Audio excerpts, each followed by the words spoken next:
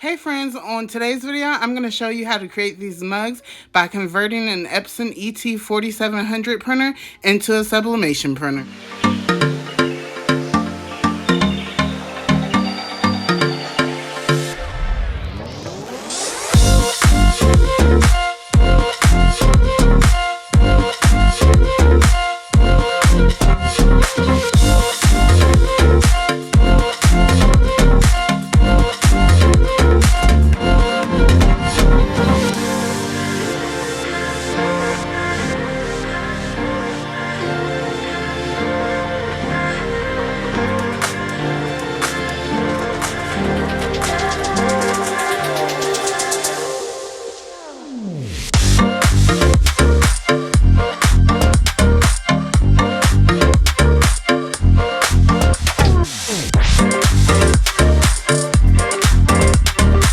Okay, so we're going to take this regular printer that you would use in an office or at home to print regular documents, and we're going to convert it into a sublimation printer, basically by switching out the ink. Instead of using the regular ink that comes with it, we're going to use this ink. That we are going to be using is from the Hippo brand. Let me see. Yep, it's their Sublimation ink. So this printer actually came with ink on its own, but this ink is for like regular copy printing ink. I'm not going to be using this, and from what I've seen, if I put this in there, it will mess up my sublimation ink. So I'm probably going to put this on eBay and sell it.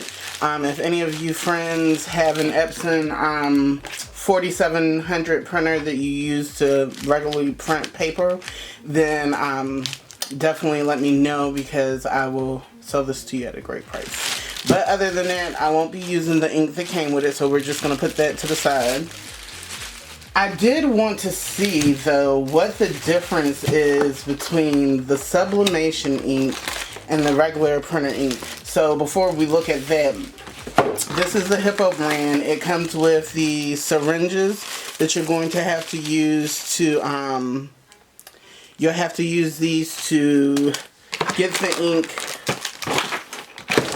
out of here, out of the bottles, and put the ink into there. So let's compare this ink to regular ink, because I had seen some reviews where people were saying that they had got shipped the wrong ink. It was regular printer ink instead of sublimation ink, and they messed up their printers. So let's just look and see if we can see a difference between the sublimation ink and regular printer ink. Maybe we can tell a difference, which I think you can tell. It's a very big difference. I'm gonna go ahead and open this up.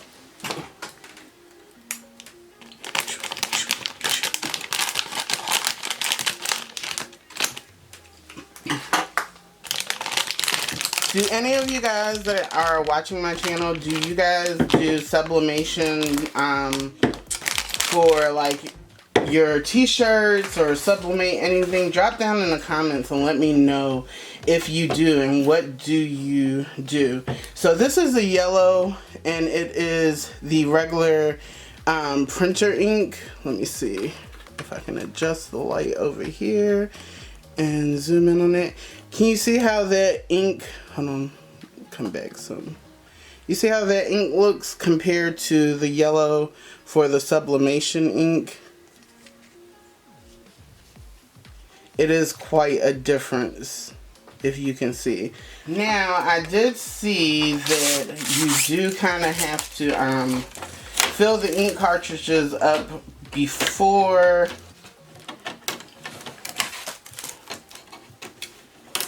you plug it up, so we're going to do that as well. Right, so over here is where you would fill up the ink. Let me bring you guys closer. So basically, Hippo makes different types of bottles that the sublimation ink comes in. You have the bottles where you have to use the syringe to get it out and put it in, and then they have bottles where you just simply put it in to the tank itself, and it releases the ink into it. Now, this being my first time, I did make the mistake of getting the syringes. Next time when I get ready to buy the ink, I will buy the kind where you just tilt the bottle upside down and it automatically fits into the nozzle and releases on its own. The whole pump with the syringe thing, that was tricky. Like, I could laugh about it now, but I was so mad when I was trying to get the ink to come out. Like, look at this, look at this. I'm sitting up here twisting and tilting the bottle, like, how do I get it out? Then when I would get it out, the pressure from the syringe would suck it back in. Then once I did get it out, like, it would have air bubbles in it, so I would have to release it back in. So I realized that if I tilted the bottle, it made it a little bit easier to get it out. However, at one point, I tilted the bottle and the syringe came out of the bottle a little bit, and it was like it released the air suction, and all of the ink started spilling out of the bottle onto my table, so I had to clean that up. You guys didn't get to see that, but it was a hotmess.com, so I do highly suggest, like, spend a little bit of extra money to get the bottles where you just put them onto the tank itself and it releases the ink versus doing the syringe method.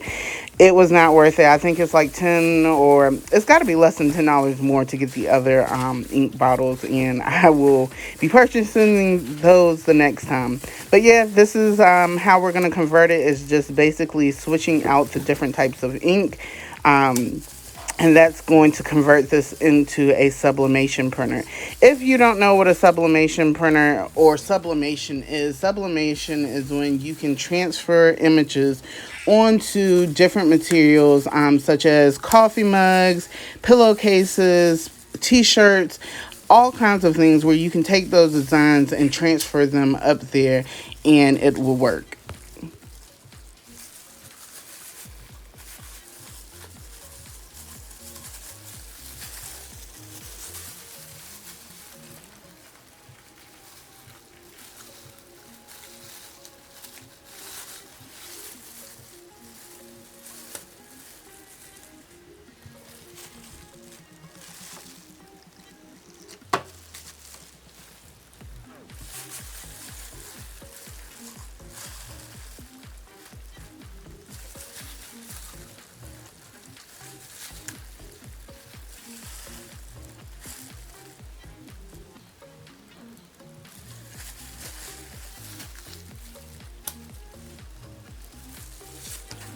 Okay, so we are getting ready to make a mug. We are going to sublimate it.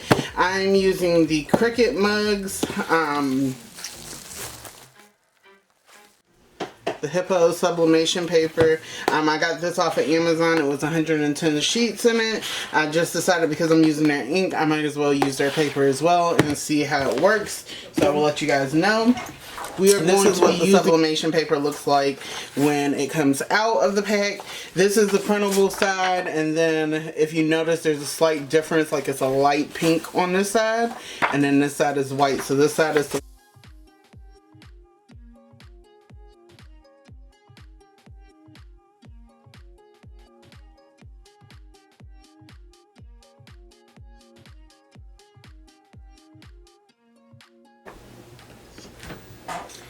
Okay, so I did not like the way that came out. Like, if you look at this, like, I did not like that whatsoever.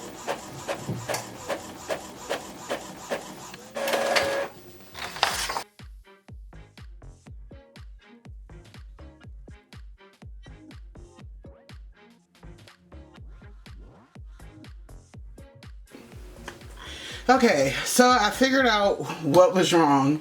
I went back and I printed it out on regular paper and with regular ink.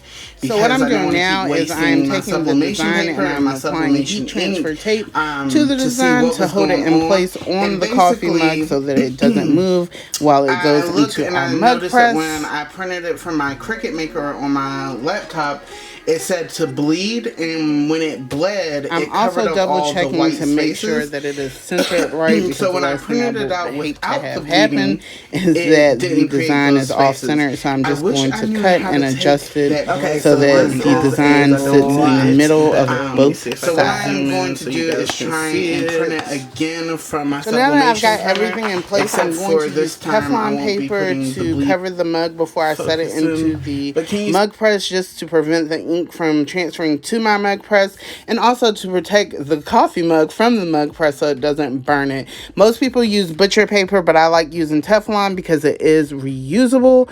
Then once I finished that, I let the cup cool off, and then I peeled off the design, and look how it turned out. Oh my God, I was so amazed. I'm so amazed. So these are some of the designs of the cups that I made. Like, it is just endless possibilities when you're doing sublimation.